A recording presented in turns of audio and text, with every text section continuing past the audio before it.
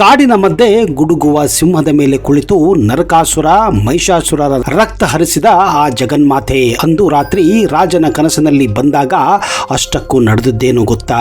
ಒಂದು ಸಣ್ಣ ಕಲ್ಲಿನ ವಿಗ್ರಹವಾಗಿದ್ದ ಬೆಟ್ಟದ ತಾಯಿಗೆ ಇಡೀ ಸಿಂಹಾಸನವನ್ನೇ ತಲೆಬ್ಯಾಗಿಸುವಂತೆ ಮಾಡಿದ ಆ ಮಹಾಶಕ್ತಿಯಾದರೂ ಯಾವುದು?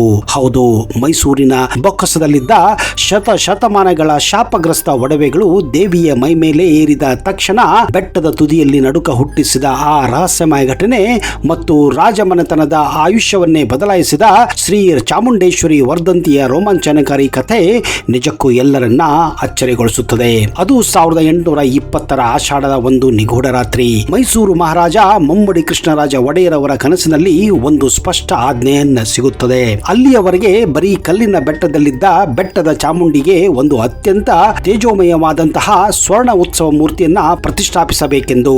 ರೇವತಿ ನಕ್ಷತ್ರದ ಆ ನಿಗೂಢ ಕ್ಷಣದಲ್ಲಿ ವೇದ ಮಂತ್ರಗಳ ಮಧ್ಯೆ ದೇವಿಯ ಪ್ರಾಣ ಪ್ರತಿಷ್ಠಾಪನೆ ಕೂಡ ನಡೆಯುತ್ತದೆ.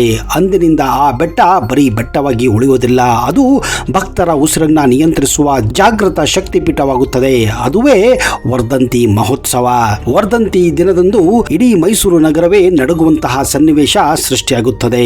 ಹೌದು, ವರ್ಷದ 364 ದಿನಗಳು ಕತ್ತಲಲ್ಲಿ ಮುಚ್ಚಿ ಹೋಗಿರುವ ಮೈಸೂರಿನ ಜಿಲ್ಲಾಡಳಿತದ ಜಿಲ್ಲಾ ಖಜಾನೆ ಅಂದ್ರೆ ಡಿಸ್ಟ್ರಿಕ್ಟ್ ಟ್ರೆಜರಿಯಲ್ಲಿ ಅಲ್ಲಿನ ತೀವ್ರ ಭದ್ರತೆಯ ಉಕ್ಕಿನ ಭದ್ರಕೋಟೆಯ ಬಾಗಿಲುಗಳು ಅಂದು ತೆರೆದುಕೊಳ್ಳುವುದಕ್ಕೆ ಆ ದಿನ ಸಾಕ್ಷಿಯಾಗುತ್ತದೆ.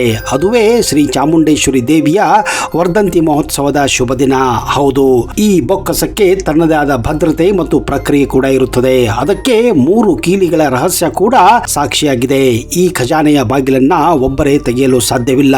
ಅದಕ್ಕೆ ಜಿಲ್ಲಾಧಿಕಾರಿಗಳು ಅಂದ್ರೆ ಡಿಸಿ, ಖಜಾನಾಧಿಕಾರಿಗಳು ಅಂದ್ರೆ ಟ್ರೆಜರಿ ಮತ್ತು ರಾಜಮನೆತನದ ಪ್ರತಿನಿಧಿಗಳ ಸಮ್ಮುಖದಲ್ಲಿ ಪ್ರತ್ಯೇಕ ಅಧಿಕೃತ ಕೀಲಿಗಳನ್ನ ಬಳಸಿದಾಗ ಮಾತ್ರವೇ ಆ ಭಾರೀ ಉಕ್ಕಿನ ಬಾಗಿಲುಗಳು ಶಬ್ದ ಮಾಡುತ್ತಾ ತೆರೆಯುತ್ತವೆ.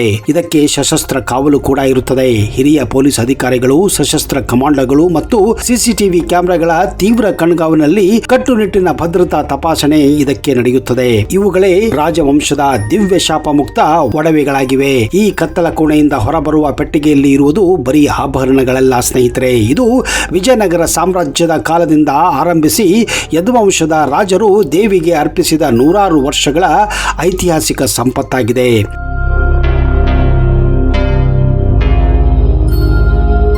ಇದರಲ್ಲಿ ವಜ್ರದ ಕಿರೀಟ ಕೂಡ ಇದೆ. ಸೂರ್ಯನ ಬೆಳಕು ಬಿದ್ದ ತಕ್ಷಣ ಕಣ್ಣು ಕೊರೈಸುವ ಸಾವಿರಾರು ನೈಜ ವಜ್ರಗಳು, ಕೆಂಪು ರೂಬಿಗಳು ಮತ್ತು ಪಚ್ಚೆಗಳು ಅಂದ್ರೆ ಎಮರಾಲ್ಡ್ ಕಲ್ಲುಗಳಿಂದ ಕೆತ್ತಲಾದಂತಹ ರಾಜ ಕಿರೀಟ ಇದೆ. ಅಷ್ಟೇ ಅಲ್ಲದೆ ಸಾಕ್ಷಾತ್ ಬಂಗಾರದ ಗಂಡಬೇರುಂಡ ಪದಕಗಳಿವೆ. ಮೈಸೂರು ಸಂಸ್ಥಾನದ ಅಧಿಕೃತ ಲಾಂಛನವಾದ ಗಂಡು ಬೆರೆಂಡ ಕೆತ್ತನೆಯುಳ್ಳ ಅಪರೂಪ ತೂಕದ ಚಿನ್ನದ ಸರಗಳಿವೆ. ಅಮೂಲ್ಯವಾದ ಮುತ್ತಿನ ಹಾರಗಳು ಮತ್ತು ರತ್ನ ಖಚಿತ ತ್ರಿಶೂಲ ಕೂಡ ಇದೆ. ದೇವಿಯ ರಕ್ಷಣಾ ಆಯುಧಗಳಿಗೆ ಜೋಡಿಸಲಾದ ಈ ರತ್ನಗಳು ಮತ್ತು ಕಂಠಹಾರಗಳು ಎಲ್ಲರನ್ನ ಬೆಚ್ಚಿ ಬೀಳಿಸುತ್ತವೆ. ಅಷ್ಟಕ್ಕೂ ಅಲ್ಲಿಂದ ಬೆಟ್ಟದ ಪ್ರಯಾಣ ಕ್ಷಣ ಕ್ಷಣಕ್ಕೂ ರೋಮಾಂಚನವಾಗಿರುತ್ತದೆ. ಖಜಾನೆಯಿಂದ ಹೊರತೆಗೆದ ಪ್ರತಿಯೊಂದು ಆಭರಣಗಳನ್ನ ಪಟ್ಟಿ ಮಾಡಿ ಮೈಕ್ರೋ ಚೆಕಿಂಗ್ ನಡೆಸಿದ ನಂತರವೇ ಅವುಗಳನ್ನ ಅತ್ಯಂತ ಭದ್ರತೆಯ ಕವರ್ಡ್ ವಾಹನದಲ್ಲಿ ಇರಿಸಲಾಗುತ್ತದೆ. ಪೊಲೀಸ್ ಸೈರನ್ ಗರ್ಜನೆಯೊಂದಿಗೆ ಮುಂಭಾಗ ಮತ್ತು ಹಿಂಭಾಗದಲ್ಲಿ ಗನ್ ಮ್ಯಾನ್ಗಳ ಕಾವಲಿನಲ್ಲಿ ಈ ಆಭರಣಗಳ ಬೆಂಗಾವಲು ಅಂದ್ರೆ ಎಸ್ಕಾಟ್ ವೆಹಿಕಲ್ಗಳು ನದಿಯಂತೆ ಧಾವಿಸಿ ಚಾಮುಂಡ ಬೆಟ್ಟವನ್ನ ತಲುಪುತ್ತವೆ. ಬೆಟ್ಟದ ತುದಿಯಲ್ಲಿ ಕಾಯುತ್ತಿರುವ ಅರ್ಚಕರು ವೇದ ಮಂತ್ರಗಳೊಂದಿಗೆ ಈ ನವರತ್ನಗಳನ್ನ ಸ್ವೀಕರಿಸಿ ದೇವಿಯ ಮೂರ್ತಿಗೆ ತೊಡಸಿದ ಕ್ಷಣ ಅಲ್ಲಿಯವರೆಗೆ ಕಲ್ಲಿನಂತಿದ್ದ ಆ ವಿಗ್ರಹ ಸಾಕ್ಷಾತ್ ದಿವ್ಯ ಚೇತನದ ಜಗನ್ಮಾತೆಯಾಗಿ ಕಣ್ಣು ಮುಂದೆ ಪ್ರತ್ಯಕ್ಷರಾಗುತ್ತಾಳೆ. ದೇವಿಯ ರಹಸ್ಯ ಆಭರಣಗಳು ನಿಜಕ್ಕೂ 100 ವರ್ಷಗಳ ಹಳೆಯದಾಗಿವೆ. ಇದಕ್ಕೆ ವಿಜಯನಗರ ಸಾಮ್ರಾಜ್ಯ ಮತ್ತು ಒಡೆಯರ್ ವಂಶಸ್ಥರು ಪೂಜಿಸುತ್ತಿದ್ದ ಕಣ್ಣು ಕೊರೆಯುವ ಸಾಕ್ಷಾತ್ ವಜ್ರ ಖಚಿತ ಕಿರೀಟಗಳು ಮತ್ತು ಮುತ್ತಿನ ಹಾರಗಳು ಪೊಲೀಸ್ ಪಹರೆಯಲ್ಲಿ ಬೆಟ್ಟವನ್ನ ತಲುಪುತ್ತವೆ. ದೇವಿಗೆ ಆಭರಣಗಳನ್ನ ತೊಡಿಸಿದ ತಕ್ಷಣ ಗರ್ಭಗುಡಿಯ ಒಳಗಿನ ತೇಜಸ್ಸು ಇಡೀ ಬೆಟ್ಟವನ್ನೇ ಬೆಳಗಿಸುತ್ತದೆ. ಅಷ್ಟೇ ಅಲ್ಲ, ಬ್ರಾಹ್ಮಿ ಮುಹೂರ್ತದ ನಿಗೂಢತೆ ಮತ್ತು ರುದ್ರ ಪೂಜೆಯ ಗಾಂಭೀರ್ಯತೆ ಈ ಬೆಟ್ಟವನ್ನ ಇನ್ನಷ್ಟು ಜಾಗೃತಗೊಳಿಸುತ್ತದೆ. ಹೌದು, ಗಡಿಯಾರದಲ್ಲಿ ಸರಿಯಾಗಿ ಸಮಯ ಮುಂಜಾನೆ 4:30. ಇಡೀ ಚಾಮುಂಡಿ ಬೆಟ್ಟವನ್ನ ದಟ್ಟವಾಗಿ ಮಂಜಿನ ಕವಚ ಸಂಪೂರ್ಣವಾಗಿ ಆವರಿಸುತ್ತದೆ. ಮೈ ಕೊರೆಯುವ ಚಳಿ, ಬೆಟ್ಟದ ಗಾಳಿಯಲ್ಲಿ ತಾಸು ತಂಬಾಟೆಗಳ ಮಂದ ಧ್ವನಿ ಮತ್ತು ಗರ್ಭಗುಡಿಯಿಂದ ಹೊರಹೊಮ್ಮುವ ಅಗರಬತ್ತಿ ಮತ್ತು ಕರ್ಪೂರದ ಸುವಾಸನೆ ಅಲ್ಲಿನ ವಾತಾವರಣ ವಾತಾವರಣವೇ ಏನೋ ಒಂದು ಬಗೆಯ ರಹಸ್ಯಮಯ ದಿವ್ಯ ಕಂಪನವನ್ನ ಆವರಿಸುತ್ತದೆ. ಹೊರಗೆ ಚಳಿ ಮತ್ತು ಮಂಜಿದ್ದರೆ ಮಹಾದ್ವಾರದ ಒಳಗೆ ಗರ್ಭಗುಡಿಯಲ್ಲಿ ನಂದಾದೀಪಗಳು ಕೆಂಡದಂತೆ ಬೆಳಗುತ್ತವೆ. ವರ್ಧಂತಿಯ ಈ ಪವಿತ್ರ ಮುಹೂರ್ತದಲ್ಲಿ ದೇವಿಗೆ ನಡೆಯುವ ಅತ್ಯಂತ ಪ್ರಧಾನ ಮತ್ತು ಶಕ್ತಿಯುತ ಪೂಜಾ ವಿಧಿಯೇ ಮಹಾನ್ಯಾಸ ಪೂರ್ವಕ ರುದ್ರಾಭಿಷೇಕ. ಪಂಡಿತರ ಮತ್ತು ವೇದ ಪಾಠಿಗಳ ಶಿಸ್ತಬದ್ಧ ಕಂಠದಿಂದ ಹೊರಹೊಮ್ಮುವ ರುದ್ರಂ ಚಮಕಂ ಮಂತ್ರ ಘೋಷಗಳು ಇಡೀ ದೇವಾಲಯದ ಕಲ್ಲುಗಳಲ್ಲೂ ಪ್ರತಿಧ್ವನಿಸುತ್ತದೆ. ದೇವಿಯನ್ನ ಶೃಂಗರಿಸಿ ಗರ್ಭಗುಡಿಯಿಂದ ಹೊರತರುತ್ತಿದ್ದಂತೆ ಲಕ್ಷಾಂತರ ಜನರು ಉಸಿರು ನಿಂತು ಹೋಗುತ್ತದೆ. ಶುದ್ಧ ಬಂಗಾರದ ಪಲ್ಲಕ್ಕಿಯಲ್ಲಿ ಆ ಜಗನ್ಮಾತೆ ಕುಳಿತು ರತ್ನದ ಕಿರೀಟ ಹೊಳೆಯುತ್ತಾ ಮೆರವಣಿಗೆ ಹೊರಡುತ್ತಿದ್ದಂತೆ ಇಡೀ ಚಾಮುಂಡಿ ಬೆಟ್ಟ ಜೈ ಚಾಮುಂಡೇಶ್ವರಿ ಎಂದು ಘಂಟಕೋಶದ ಗರ್ಜನೆಯಿಂದ ಕಂಪಿಸುತ್ತದೆ. ಬೆಟ್ಟದ ತಪ್ಪಲಿನಿಂದ ಹಿಡಿದು ಅರಮನೆಯವರೆಗೆ ಹರಡುವ ಈ ದಿವ್ಯ ಕಂಪನ ಅಲ್ಲಿಗೆ ಬಂದಂತಹ ಪ್ರತಿಯೊಬ್ಬ ಭಕ್ತನ ದೇಹದಲ್ಲೂ ರೋಮಾಂಚನವನ್ನ ಹುಟ್ಟಿಸುತ್ತವೆ.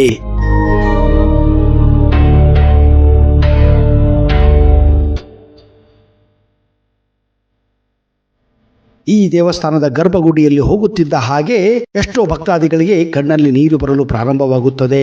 ಯಾಕೆ ಹೀಗೆ ಆಗುತ್ತದೆ ಎಂದು ಕೇಳಿದರೆ ಭಕ್ತಾದಿಗಳಿಗೆ ಗೊತ್ತೇ ಇಲ್ಲ. ಅಂತ ಚಮತ್ಕಾರ ಈ ದೇವಿಯ ಮೂರ್ತಿಯಲ್ಲಿದೆ. 8 ಭುಜಗಳನ್ನು ಹೊಂದಿರುವ ಚಾಮುಂಡೇಶ್ವರಿ ಇಲ್ಲಿ ಆಸೀನಳಾಗಿದ್ದಾಳೆ. ಈ ವಿಗ್ರಹವು ಬಹಳಷ್ಟು ಪುರಾತನವಾದದ್ದು. ಈ ಶಿಲಾಮೂರ್ತಿಯನ್ನು ಮಾರ್ಕಂಡ ಋಷಿಗಳು ಸ್ಥಾಪಿಸಿದರೆಂದು ಸ್ಥಳ ಪುರಾಣ ಸಾರುತ್ತದೆ. ಈ ಗರ್ಭಗುಡಿಯ ಅತಿ ದೊಡ್ಡ ರಹಸ್ಯವೆಂದರೆ ಈ ದೇವಿಯ ಪಾದಡಿ ಇಲ್ಲಿ ಅತ್ಯಂತ ಶಕ್ತಿಶಾಲಿ ಶ್ರೀಚಕ್ರವಿದೆ.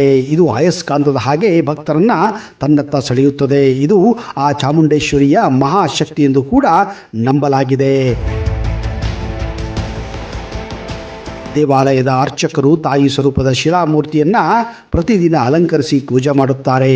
ಯದುಕುಲದ ದೇವತೆಯಾಗಿ ಬೆಳೆದು ನಿಂತಿರುವ ಚಾಮುಂಡೇಶ್ವರಿಗೆ ಮೈಸೂರಿನ ಮಹಾರಾಜರು ಹಲವಾರು ಬೆಲೆ ಬಾಳುವ ಹಾಗೂ ಅಪರೂಪದ ಕಾಣಿಕೆಗಳನ್ನು ಶ್ರದ್ಧಾ ಭಕ್ತಿಯಿಂದ ಒಪ್ಪಿಸಿದ್ದಾರೆ. ಈ ಶಕ್ತಿ ದೇವತೆಗೆ ಹಿಂದೆ ಮಾನವ ಮತ್ತು ಪ್ರಾಣಿ ಬಲಿಯನ್ನು ಕೊಡಲಾಗುತ್ತಿತ್ತು. ಆದರೆ 18ನೇ ಶತಮಾನದಲ್ಲಿ ಇದಕ್ಕೆ ಕಡಿವಾಣ ಬಿದ್ದಿದೆ. ಈಗ ಏನಿದ್ದರೂ ಫಲಪುಷ್ಪಗಳ ಅರ್ಚನೆ, ಹಣ್ಣು ಹೂವು ಸಮರ್ಪಣೆ ಮಾತ್ರ ನಡೆಯುತ್ತದೆ. 1827ರಲ್ಲಿ ಮಮ್ಮುಡಿ ಕೃಷ್ಣದೇವರಾಯರು 1000 ವರ್ಷಕ್ಕೂ ಹಿಂದಿನ ಹಿನ್ನೆಲೆ ಇರುವ ದೇವಸ್ಥಾನದ ಜೀರ್ಣೋದ್ಧಾರ ಮಾಡಿ ಮಹಾದ್ವಾರದ ಮೇಲೆ ದೊಡ್ಡ ಗೋಪುರವನ್ನ ಕಟ್ಟಿಸಿದ್ದಾರೆ.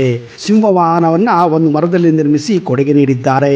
ಈ ಸಿಂಹವಾಹನವನ್ನು ರಥೋತ್ಸವ ಸಂದರ್ಭದಲ್ಲಿ ಮಾತ್ರ ಬಳಸಲಾಗುತ್ತದೆ. ಇದರಲ್ಲಿ ದೇವಿಯ ಉತ್ಸವ ಮೂರ್ತಿಯನ್ನಿಟ್ಟು ರಥವನ್ನ ಎಳೆಯಲಾಗುತ್ತದೆ. ದ್ವಾರದ ಮೇಲ್ಭಾಗದಲ್ಲಿ ಸಣ್ಣದೊಂದು ಗಣಪತಿಯ ವಿಗ್ರಹವನ್ನು ನೀವು ಕಾಣಬಹುದು.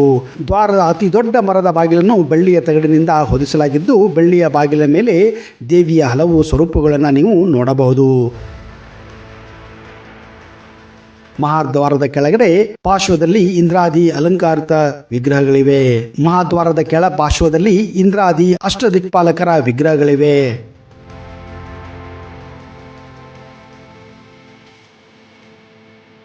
ಸ್ನೇಹಿತರೆ, ಇಷ್ಟೆಲ್ಲ ಶಕ್ತಿಯನ್ನು ಹೊಂದಿರುವಂತಹ, ಇಷ್ಟೆಲ್ಲ ಮಹಿಮೆಯನ್ನು ಹೊಂದಿರುವಂತಹ ಕರ್ನಾಟಕದ ನಾಡದೇವತೆಯೇ ಚಾಮುಂಡೇಶ್ವರಿ.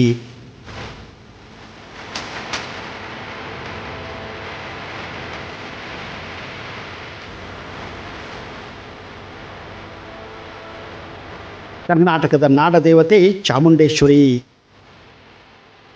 ಸ್ನೇಹಿತರೆ, ಈ ದೇವಸ್ಥಾನಕ್ಕೆ ಭೇಟಿ ಕೊಟ್ಟು ಆ ದೇವಿಯ ದರ್ಶನ ಪಡೆದರೆ ಭಕ್ತಾದಿಗಳಲ್ಲಿ ಹೊಸ ಹುಮ್ಮಸ್ಸು, ಉತ್ಸಾಹ ಬರುತ್ತದೆ ಅನ್ನುವ ಅಚಲ ನಂಬಿಕೆ ಇದೆ. ಹಾಗಾದರೆ ತಡ ಯಾಕೆ? ಇವತ್ತೇ ಈ ದೇವಸ್ಥಾನಕ್ಕೆ ಭೇಟಿ ಕೊಡುವ ಯೋಜನೆಯನ್ನು ಮಾಡಿ ಆ ದೇವಿಯ ಆಶೀರ್ವಾದ ಪಡೆದು ನೀವು ಪುನೀತರಾಗಿರಿ ಎಂದು ನಾವು ಕೂಡ ಹಾರೈಸುತ್ತೇವೆ.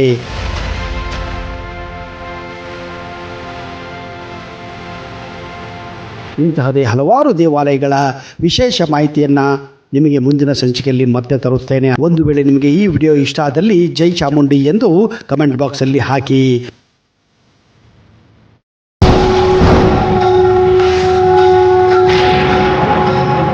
ಶ್ರೀ ಮಹಾಪತಂಗಿರ ಚೌಡೇಶ್ವರಿ ಜ್ಯೋತಿಷ್ಯ ಫಲ, ಪಂಡಿತ್ ವೈದ್ಯಮೋಡಿ ರಾಮಜ್ಜ, ಶ್ರೀ ಆಂಜನೇಯ ಸ್ವಾಮಿಯ ಆರಾಧಕರು, Indian famous astrologer, get 100% solution to all your problems.